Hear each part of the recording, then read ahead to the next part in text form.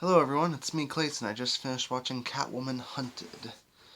Basically, it's this film by Shinsuke Terasawa gives us the answer to the question of what if Catwoman played out like a Lupin the Third movie, complete with her basically being the Fujiko Mine, and with her having to face an entire criminal organization with a little help from Batwoman, as she ends up reluctantly having to help out against Cheetah, Solomon Grundy, Black Mask, and a ton of other DC villains in a huge showcase in an anime style. You get a film that basically blows the original Catwoman movie out of the water, but considering the Halle Berry movie sucked, that's not exactly saying much. But this one's pretty fun too.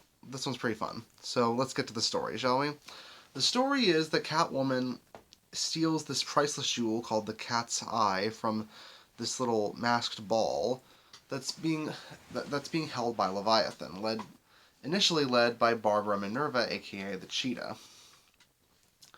Unfortunately, when Batwoman sort of spoils Catwoman's little thievery escapades, she has to work with Batwoman in order to take down Leviathan for good, in exchange for having her criminal record completely wiped.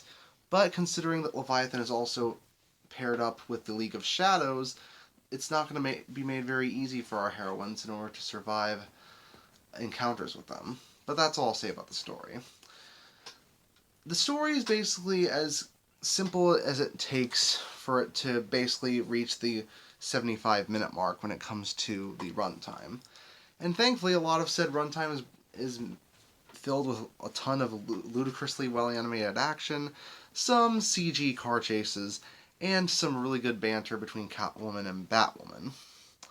Granted, I don't think a lot of people think fondly of Batwoman from the CW show, but in the comics, she's actually proven to be a pretty fun character, and even in some of the DC animated films.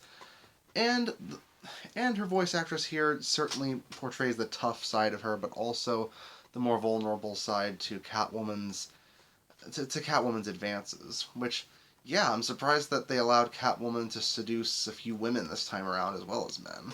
But then again, Catwoman does what she does in order to get her riches.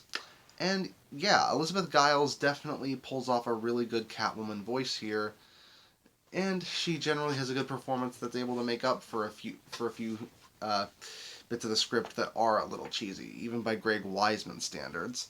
Not to say that Weisman's a bad writer, but some of these lines do seem almost parody level. But Catwoman's always had her cat puns thrown around in almost all her incarnations, so I can forgive some of the lines. Especially since Shinsuke's direction allows for some action scenes that you usually don't see this well animated, such as the final fight with Cheetah, the explosive battle against Solomon Grundy, and even a game where Catwoman and Batwoman try to defeat more ninjas than each other. And considering that Catwoman also has help from her cat sidekick Isis, she manages to have a good rapport with her little kitty as well as the audience at large.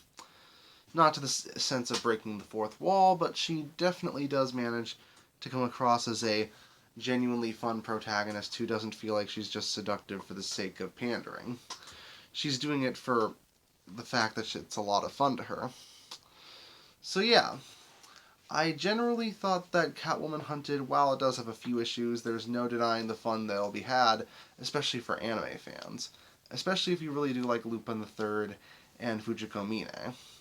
But for normal DC fans, I recommend it too. That's why I'm giving it an 8.5 out of 10. See you next time.